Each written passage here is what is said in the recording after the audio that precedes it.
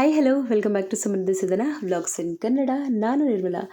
ಇದು ಬಂದು ಹಬ್ಬದ ಹಿಂದಿನ ದಿನದ ಕೆಲವೊಂದಷ್ಟು ಕ್ಲಿಪ್ಸನ್ನು ನಾನು ಆ್ಯಡ್ ಮಾಡಿದ್ದೀನಿ ಇದರಲ್ಲಿ. ಸೊ ಹಬ್ಬದ ಹಿಂದಿನ ದಿನ ಅಂದರೆ ದೇವ್ರ ಮನೆಯೆಲ್ಲ ಕ್ಲೀನ್ ಮಾಡಬೇಕಾಗಿತ್ತು. 11:15 ಆಗಿತ್ತು ಟೈಮು ನಾನೆಲ್ಲ ಕ್ಲೀನ್ ಮಾಡೋ ಅಷ್ಟೊತ್ತಿಗೆ. ಸೊ ಇವಾಗೆಲ್ಲ ರೆಡಿ ಮಾಡಿ ಇಟ್ಟಿದ್ದೀನಿ. ಈ ಕಡೆ ನೋಡ್ತಿರ್ಬೋದು ಅಕ್ಕಿ ಹಿಟ್ಟು ಮತ್ತು ರಾಗಿ ಅಂದರೆ ಅಕ್ಕಿ ಉಂಡೆ ಮತ್ತು ರಾಗಿ ಉಂಡೆ ಮಾಡೋದಕ್ಕೋಸ್ಕರ ಹಬ್ಬದ ದಿನ ಮಾಡೋದಕ್ಕೋಸ್ಕರ ಇಲ್ಲಿ ಕಡಲೆ ಬೀಜ ಮತ್ತು ಕಡಲೆ ಪಪ್ಪು ಎಲ್ಲ ಹಾಕ್ಬಿಟ್ಟು ಪುಡಿ ಮಾಡಿ ಒಂದು ಬಾಣಲೆಯಲ್ಲಿ ಹಾಕಿಟ್ಟಿದ್ದೀನಿ. ಆನಂತರ ಒಣ ಕೊಬ್ಬರಿ ಪುಡಿ ಮಾಡಿ ಇಟ್ಟಿದ್ದೀನಿ. ಏಲಕ್ಕಿನೂ ಅಷ್ಟೇ ಅದೂ ಪುಡಿ ಮಾಡಿ ಇಟ್ಟಿದ್ದೀನಿ. ಇವಾಗ ಎಲ್ಲನೂ ಒಂದು ಕಡೆಯಿಂದ ರೆಡಿಯಾಗಿ ಇದೆ. ಸೊ ಇವಾಗ ನಾನು ಮಾಡೋದೊಂದೇ ಬ್ಯಾಲೆನ್ಸು, ಏನು ಅಕ್ಕಿ ಉಂಡೆ ಮತ್ತು ರಾಗಿ ಉಂಡೆ ತುಂಬಾ ಚೆನ್ನಾಗಿರುತ್ತೆ. ಈ ಒಂದು ಹಬ್ಬದಲ್ಲಿ ಇದು ತುಂಬಾ ಸ್ಪೆಷಲ್ ಅಂತಲೇ ಹೇಳ್ಬೋದು. ನಮ್ಮ ಕಡೆ ಎಲ್ಲ ಈ ಒಂದು ಉಂಡೆಗಳನ್ನು ಮಾಡ್ತಾರೆ, ಓಕೆನಾ. ಸೊ ತುಂಬಾ ಸಿಂಪಲ್ಲು ಮಾಡುವಂಥ ವಿಧಾನ, ತುಂಬ ಚೆನ್ನಾಗಿರುತ್ತೆ ತಿನ್ನೋದಕ್ಕೆ. ಸೊ ನಾವು ಡಯಟ್ ಇರೋದ್ರಿಂದ ಸೊ ಇವಾಗ ಈ ಒಂದು ವರ್ಷ ಅವೆಲ್ಲ ಕಡೌನ್ ಮಾಡಬೇಕು ಅಂತ ಅಂದ್ಕೊಂಡಿದ್ದೀವಿ.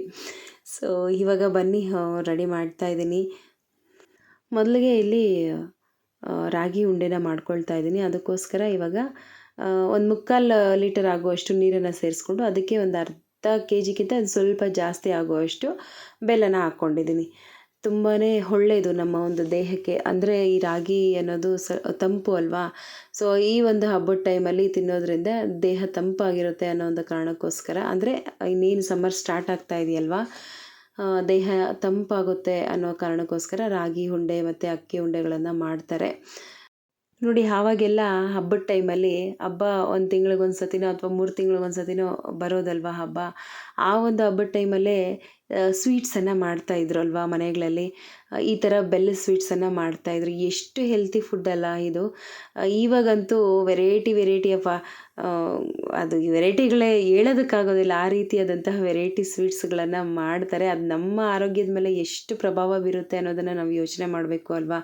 ನೋಡಿ, ಇವೆಲ್ಲ ಹೆಲ್ತಿ ಸ್ವೀಟ್ಸು. ಹಬ್ಬದ ಟೈಮಲ್ಲಿ ಈ ರೀತಿಯಾದಂಥ ಒಂದು ಹೆಲ್ತಿ ಅಡುಗೆಗಳನ್ನು ಮಾಡಿಕೊಂಡು ತಿಂತಾಯಿದ್ರು ನಮ್ಮ ಒಂದು ಹಿರಿಯರು. ಸೊ ಅವರು ಪಾಲಿಸ್ಕೊಂಬಂದಿರೋದನ್ನು ನಾವು ಇತ್ತೀಚಿನ ಕಾಲದಲ್ಲಿ ಬಿಟ್ಟಿದ್ದೀವಿ. ಸೊ ಸುಮಾರು ಕಡೆ ಈ ಥರ ಉಂಡೆಗಳು ಮಾಡೋದಿಲ್ಲ, ನಾನು ನೋಡಿದ್ದೀನಿ, ಓಕೆನಾ. ಸೊ ಹಬ್ಬದ ಟೈಮಲ್ಲಿ ಆವಾಗಿಂದ ನಾವೇನು ನಮ್ಮ ಹಿರಿಯರು ಏನು ನಡೆಸ್ಕೊಂಬಂದಿದ್ರು, ಸೊ ಅದನ್ನು ನಾವು ಮುಂದೆ ನಡೆಸ್ಕೊಂಡೋದ್ರೆ ಸೊ ನಮ್ಮನ್ನು ನೋಡಿ ಮಕ್ಕಳು ಸಹ ಅದೇ ರೀತಿಯೇ ಮಾಡ್ತಾರೆ ಅಲ್ವಾ.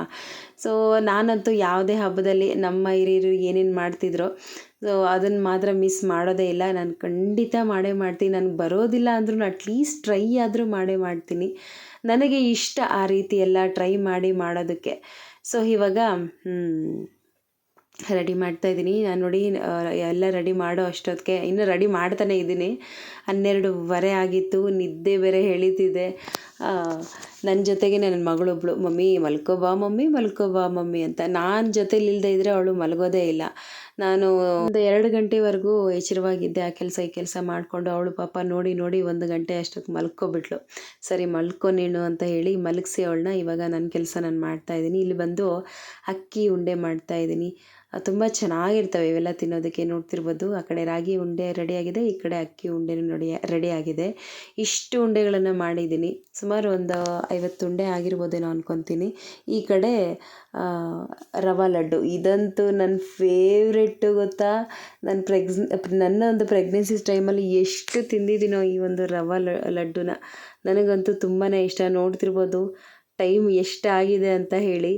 ಸೊ ಇವಾಗ ಆಲ್ಮೋಸ್ಟ್ ಎಲ್ಲ ಮುಗೀತು. ಅಂದರೆ ಈ ಉಂಡೆಗಳು ರೆಡಿ ಮಾಡಿರೋದು ಎಲ್ಲ ಮುಗೀತು. ಕಿಚನ್ ನೋಡ್ತಿದ್ರೆ ಅಲ್ಲಿ ನೋಡಿ ಹೆಂಗಿದೆ ಅಂದರೆ, ಸೊ ಇವಾಗೆಲ್ಲ ಒಂದು ಕಡೆಯಿಂದ ಪಾತ್ರೆಗಳೆಲ್ಲ ವಾಶ್ ಮಾಡಿ ಕಿಚನ್ ಎಲ್ಲ ಕ್ಲೀನ್ ಮಾಡಿ ರೆಡಿ ಮಾಡಬೇಕು. ಇನ್ನು ನೆಕ್ಸ್ಟ್ ಡೇ ಹಬ್ಬದ ದಿನದ ವಿಡಿಯೋ ಇದು. ಸೊ ಏನಾಯಿತು ಅಂದರೆ, ಬೆಳಗ್ಗೆ ಅಂದರೆ ನಾನು ಮಲಗೋ ಅಷ್ಟೊತ್ತಿಗೆ 2 ಗಂಟೆ ಆಗೋಗಿತ್ತಾ. ಸೊ ಬೆಳಗ್ಗೆ ಬೇಗ ಅಂದರೆ ಹೇಳೋಣ ಅಂತೇಳಿ 3:15ಗೆಲ್ಲ ಅಲಾರಾಮ್ ಇಟ್ಬಿಟ್ಟು ಮಲಗಿದ್ದೆ. ಅಲಾರಾಮ್ ಬಡ್ಕೊಂಡಿದ್ದು ಕೂಡ ನನಗೆ ನೆನಪಿಲ್ಲ. ನಿದ್ದೆ ಮಾಡಿದ್ದೀನಿ. ಆಮೇಲೆ 5 ಗಂಟೆಗೆ ನನ್ನ ಹಸ್ಬೆಂಡ್ ಎದ್ದೇಳು 6 ಗಂಟೆ ಆಯಿತು ಅಂತ ಎಬ್ಬರಿಸ್ತಿದ್ರು. ಅಯ್ಯೋ ಟೈಮ್ ಆಗೋಯ್ತಾ ಅಂತ ಹೇಳಿ ಸೊ ಆವಾಗ ಎದ್ದಿದ್ದೀನಿ. ಎದ್ದುಬಿಟ್ಟು ಸರಿ ಅಂತ ಪೂಜೆ ಮಾಡ್ತಾಯಿದ್ದೀನಿ. ನೈಟಲ್ಲೇ ನಾನು ಎಲ್ಲ ಒಂದು ಕಡೆಯಿಂದ ಕ್ಲೀನ್ ಮಾಡಿ ಇಟ್ಕೊಂಡ್ಬಿಟ್ಟಿದ್ದೆ. ಸೊ ಬೆಳಗ್ಗೆ ಎದ್ದು ಮನೆ ಒರೆಸ್ಬಿಟ್ಟು ಇವಾಗ ಸ್ನಾನ ಮಾಡ್ಕೊಂಬಂದು ಪೂಜೆ ಮಾಡ್ತಾಯಿದ್ದೀನಿ.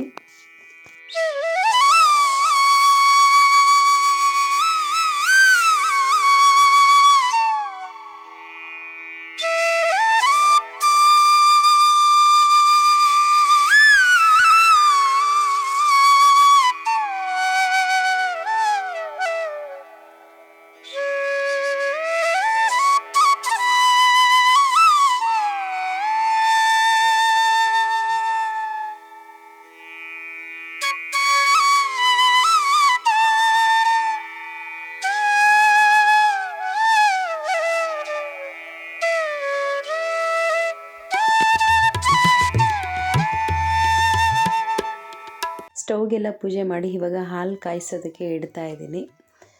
ಸೊ ಹಬ್ಬದ ಟೈಮಲ್ಲೇ ಏನೋ ಒಂಥರ ಖುಷಿ ಅಲ್ವಾ, ಈ ರೀತಿಯಾದಂಥ ಒಂದು ವಾತಾವರಣ. ಅಂದರೆ ಬೆಳಗ್ಗೆನೇ ಬೇಗ ಹೇಳೋದು, ಪೂಜೆ ಮಾಡೋದು, ಎಷ್ಟು ಚೆನ್ನಾಗಿರುತ್ತೆ ಆ ಒಂದು ವೈಬ್ಸ್. ಅಂದರೆ ನಿಜವಾಗ್ಲೂ ಖುಷಿ ಆಗುತ್ತೆ. ಹಾಯ್ ಹಲೋ ಎಲ್ಲರಿಗೂ. ಹಬ್ಬ ಇವತ್ತು ಎಲ್ಲರಿಗೂ ಶಿವರಾತ್ರಿ ಹಬ್ಬದ ಹಾರ್ದಿಕ ಶುಭಾಶಯಗಳು. ನಮ್ಮ ಮನೇಲಿ ಆಲ್ರೆಡಿ ಎಲ್ಲ ಪೂಜೆ ಗೀಜೆ ಎಲ್ಲ ಆಯಿತು. ಸ್ವಲ್ಪ ಲೇಟಾಗಿ ಎದ್ದು, ಲೇಟಾಗಿ ಅಂದರೆ 5:15 ಎದ್ದೆ ಇವತ್ತು. 5:15 ಎದ್ದೆ, 5:15 ಎದ್ದಿಲ್ಲ, 5:15 ಎದ್ದೆ. 3:15 ಅಲಾರಾಮ್ ಇಟ್ಕೊಂಡು ಮಲಗಿದವಳು. ಅಂದರೆ ನಾನು ಮಲಗೋ ಅಷ್ಟೊತ್ತಿಗೆ ಆಲ್ಮೋಸ್ಟ್ ಆಗೋಗಿತ್ತು 2 ಗಂಟೆ ರಾತ್ರಿ. ಅದು ಇದು ಎಲ್ಲ ಕೆಲಸ ಮಾಡ್ಕೊಂಡು ಎಲ್ಲ ಕ್ಲೀನಾಗೆಲ್ಲ ಮುಗಿಸ್ಬಿಟ್ಟು ಮಲಗಿದ್ದೆ. ಮನೆ ಒಂದು ಒರೆಸೋದು ಬಾಕಿ ಇತ್ತು. ಸರಿ ಬೇಗ ಎದ್ದುಬಿಟ್ಟು ಮನೆ ಹೊರಸು ಪೂಜೆ ಮಾಡೋಣ ಅಂತ ಅಂದ್ಕೊಂಡು 3:15 ಅಲಾರಾಮ್ ಇಟ್ಟೆ. ಬಟ್ ಎದ್ದೊಳಕ್ಕೆ ಆಗಲಿಲ್ಲ. ಆಮೇಲೆ ನನ್ನ ಹಸ್ಬೆಂಡ್ ಎದ್ದೊಳು 6 ಗಂಟೆ ಆಯಿತು ಅಂದರೆ ಆವಾಗ ಎಚ್ಚರ ಆಯಿತು. ಅಯ್ಯೋ ಲೇಟಾಗೋಯ್ತು ಅಂದ್ಕೊಂಡು ಆಮೇಲೆ ಆವಾಗ ಬಡ ಅಂತ ಎಲ್ಲ ಕೆಲಸ ಮುಗಿಸಿದ್ದಾಯಿತು. ಟೈಮ್ ಅಂದಾಗಲೇ 8 ಗಂಟೆ ಆಯಿತು. ಎಕ್ಸಸೈಸ್ ಮಾಡಲಿಲ್ಲ, ಏನೂ ಮಾಡಲಿಲ್ಲ. ಇವಾಗ ಮಾಡಬೇಕು. ನಾ ಅಡುಗೆ ಬಂದು ಕಾಳು ಸಾರು ಮತ್ತು ಮುದ್ದೆ ಮಾಡೋಣ ಅಂತ ಅಂದ್ಕೊಂಡಿದ್ದೀನಿ. ಕಾಳು ಸಾರು ಅಂದರೆ ಏನು ಬಟಾಣಿ ಮತ್ತು ಕಡಲೆ, ಅವರೆಕಾಳು ಇಲ್ಲಿ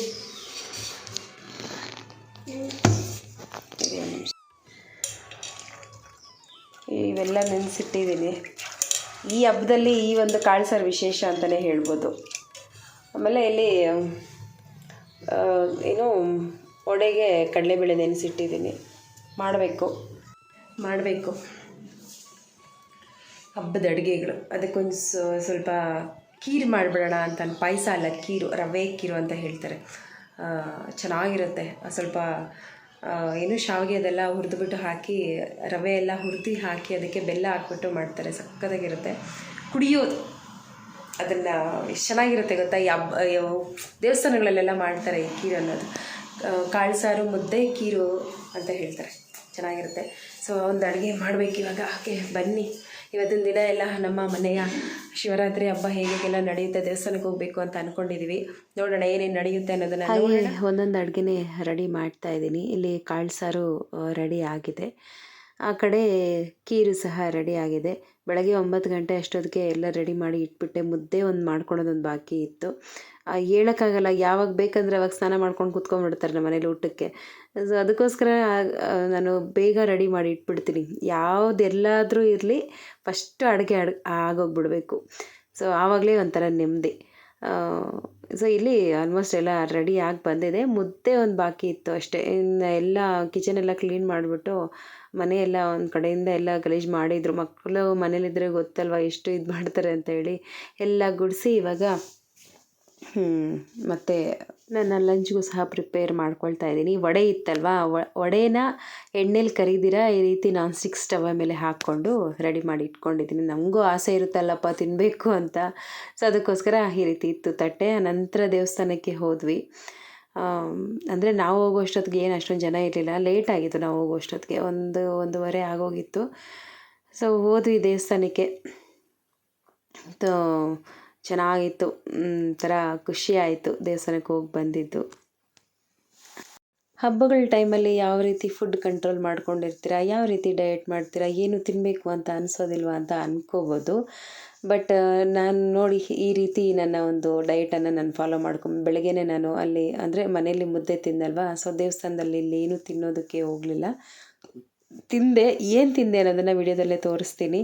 ಆನಂತರ ಬಂದು ಏನು ಸಾಯಿಬಾಬಾ ದೇವಸ್ಥಾನಕ್ಕೆ ಬಂದ್ವಿ. ಸಖತ್ತಾಗಿ ಮಾಡಿದರು ಗೊತ್ತಾ, ಡೆಕೋರೇಷನ್ ಮಾತ್ರ ತುಂಬಾ ಚೆನ್ನಾಗಿ ಕಾಣಿಸ್ತಾ ಇತ್ತು. ಸೊ ಹಾಗೆ ಒಂದಷ್ಟು ಕ್ಲಿಪ್ಸನ್ನು ತೊಗೊಂಡೆ. ತುಂಬ ಚೆನ್ನಾಗಿ ಕಾಣಿಸ್ತಾ ಇತ್ತು. ಆ ಒಂದು ದೇವಸ್ಥಾನದ ಅಲಂಕಾರ ಮಾತ್ರ ಅದ್ಭುತ ಅಂತಲೇ ಹೇಳ್ಬೋದು. ಸೊ ಹಾಗೆ ನನ್ನ ಹಸ್ಬೆಂಡ್ ಅವರ ಫ್ರೆಂಡು ಇವರು ದೇವಸ್ಥಾನದ ಏನು ಮುಖ್ಯಸ್ಥರು. ಸೊ ಹಾಗೆ ನನ್ನ ಹಸ್ಬೆಂಡ್ಗೂ ಮತ್ತು ನನಗೂ ಇಬ್ರಿಗೂ ಏನು ಶಾಲ್ವನ ಹೊತ್ತಿ ಒಂದು ರೀತಿ ಗೌರವ ಅಂತಲೇ ಹೇಳ್ಬೋದು. ನಾನೇನು ಇದಕ್ಕೆಲ್ಲ ಸನ್ಮಾನ ಅಂತ ಏನೋ ಹೆಸರು ಕೊಡೋದಿಲ್ಲ. ಅವರ ಪ್ರೀತಿಯಿಂದ ಅವ್ರ ಮೇಲೆ ಇಟ್ಟಿರೋ ಪ್ರೀತಿಗೋಸ್ಕರ ಅವ್ರು ಈ ರೀತಿ, ಅಂದರೆ ನನ್ನ ಹಸ್ಬೆಂಡ್ ಮೇಲೆ ಇಟ್ಟಿರೋಂಥ ಪ್ರೀತಿಗೋಸ್ಕರ ಅವ್ರು ಈ ರೀತಿ ಮಾಡಿದ್ರು ಅಷ್ಟೇ. ಖುಷಿ ಆಯಿತು, ತುಂಬಾ ಖುಷಿ. ಫಸ್ಟ್ ಟೈಮ್ ನನಗೆ ಈ ರೀತಿ ಶಾಲ್ವ ಹೊತ್ತಿಸ್ಕೊಂಡಿರೋದು ತುಂಬಾ ಖುಷಿ ಆಯಿತು. ಆನಂತರ ಬಂದು ಪ್ರಸಾದ ನೋಡೋದಾದರೆ ಟೊಮೊಟೊ ಬಾತು ಹಾಗೆ ಮೊಸರನ್ನ ಮಾಡಿದರು. ಸೊ ಇನ್ನು ಅಲ್ಲಿ ಶಿವನ ದೇವಸ್ಥಾನಕ್ಕೆ ಹೋಗಿ ಕೂಡ ನಾನು ಅಲ್ಲೇನೂ ತಿಂದಿಲ್ಲ. ಮನೆಯಿಂದಲೇ ತಿನ್ಕೊಂಬಂದಿದ್ದಲ್ವಾ, ಮತ್ತು ಇಲ್ಲಿ ತಿಂದೇ ಇದ್ದರೆ ಹೆಂಗೆ ಅಂತ ಹೇಳಿ ಅಟ್ಲೀಸ್ಟ್ ಸ್ವಲ್ಪನಾದರೂ ತಿನ್ನೋಣ ದೇವಸ್ಥಾನಕ್ಕೆ ಬಂದು ಅಂತ ಹೇಳಿ ಮೊಸರನ್ನ ಮತ್ತು ಒಂದು ಲಡ್ಡುವನ್ನು ಹಾಕ್ಸ್ಕೊಂಡಿದ್ದೆ. ಸೊ ಬೆಳಗ್ಗೆ ಖೀರೆಲ್ಲ ತಗೊಂಡಿದ್ದೆ. ಸೊ ಇವಾಗ ಲಡ್ಡು, ಇವತ್ತು ಸ್ವಲ್ಪ ಚೀಟ್ ಮೀಲ್ಸ್ ಅಂತಲೇ ಹೇಳ್ಬೋದು. ಚೀಟ್ ಮೀಲ್ಸ್ ಅಂತ ಏನು ಹೆಸರು ಕೊಡೋದಿಲ್ಲ ನಾನು, ಜಸ್ಟ್ ಅಟ್ಲೀಸ್ಟ್ ಒಂದು ತಿಂಗಳಿಗೆ ಒಂದು ಸತಿನಾದರೂ ಸ್ವಲ್ಪ ಸ್ವೀಟನ್ನಾದರೂ ನಮ್ಮ ದೇಹಕ್ಕೆ ಹೋಗಬೇಕು ಅನ್ನೋವಂಥ ಕಾರಣಕ್ಕೋಸ್ಕರ ತೊಗೊಂಡೆ. ಆನಂತರ ಬಂದು ಒಂದು ಎಳ್ನೀರನ್ನು ತೊಗೊಂಡು ಕುಡಿದೆ. ಹಾಯ್, ಅಂಗಡಿಯಲ್ಲಿದ್ದೀನಿ. ಅಜ್ಜಿ ಮತ್ತು ತಾತ ಇಬ್ಬರು ಊರಿಗೆ ಹೋಗಿದ್ದಾರೆ. ಸೊ ಇವತ್ತು ನನ್ನ ಅಂಗಡಿ ಡ್ಯೂಟಿ ನಂದು. ಸೊ ಟೈಮ್ ಬಂದು ಎಷ್ಟಾಯಿತೋ ಗೊತ್ತಿಲ್ಲ, ಒಂದು ನಿಮಿಷ, 6:45 ಅಂದರೆ 7 ಗಂಟೆಗೆ ಇನ್ನೂ 6 ನಿಮಿಷ ಇದೆ. ನಾನು ಮಾತಾಡೋದು ಕೇಳಿಸುತ್ತಾ ಇಲ್ಲೋ ಗೊತ್ತಿಲ್ಲ, ಯಾಕಂದರೆ ಗಾಡಿಗಳ ಸೌಂಡ್ ಜಾಸ್ತಿ ಇದೆ. ಇವಾಗ ಪೈನಾಪಲ್ ಜ್ಯೂಸ್ ತೊಗೊಳ್ತಾ ಇದ್ದೀನಿ.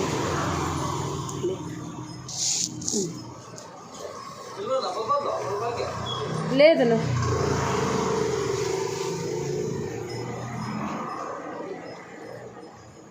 ಬೇಕ್ರಿಯಲ್ಲಿ ತರಿಸ್ಕೊಂಡೆ, ಶುಗರ್ಲೆಸ್ಸು, ವಾಮ್, ಕೋಲ್ಡ್ ಇಲ್ಲ. ಊಟ ತಗೊಳಲ್ಲ, ಮಧ್ಯಾಹ್ನ ಇತ್ತಿಂದಲ್ವಾ ಏನು ಲಾಡು ಮತ್ತು ಮೊಸರನ್ನ. ಅದೊಂದು ರೀತಿ ನನಗೆ ಹೆಂಗಾಗೋಯ್ತಂದರೆ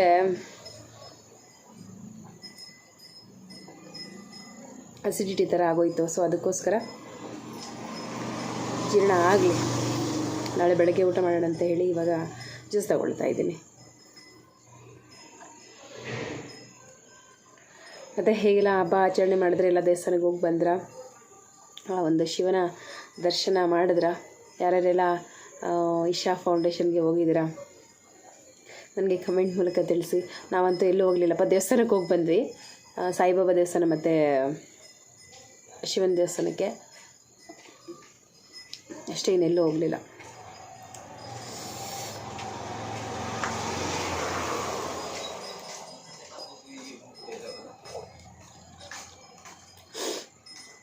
ನೋಡಿ, 40 ರೂಪಾಯಿ ಇದು. ಹೊಟ್ಟೆ ಉರಿತದೆ ಫ್ರೆಂಡ್ಸ್, 40 ರೂಪಾಯಿ. ನಾನು 15 ರೂಪಾಯಿ ಅಂದ್ಬಿಟ್ಟು 20 ರೂಪಾಯಿ ಕೊಟ್ಟು ಕಳಿಸ್ದೆ. ಆಮೇಲೆ ನನ್ನ ಹಸ್ಬೆಂಡು ಇನ್ನೂ 20 ರೂಪಾಯಿ ಕೊಟ್ಟು 40 ರೂಪಾಯಿ ಕೊಟ್ಟು ಇಸ್ಕೊಂಡ್ಬಂದಿದ್ದೆ. ಓಕೆ, ಕುಡಿತೀನಿ. ಸೊ ಇವಾಗ ವಾಕ್ ಮಾಡ್ತಾ ಇದ್ದೀನಿ. ಬೆಳಗ್ಗೆ ಒಂದು 10-15 ನಿಮಿಷ ಅಷ್ಟೇ ಎಕ್ಸಸೈಸ್ ಮಾಡೋಕ್ಕಾಗಿದ್ದು.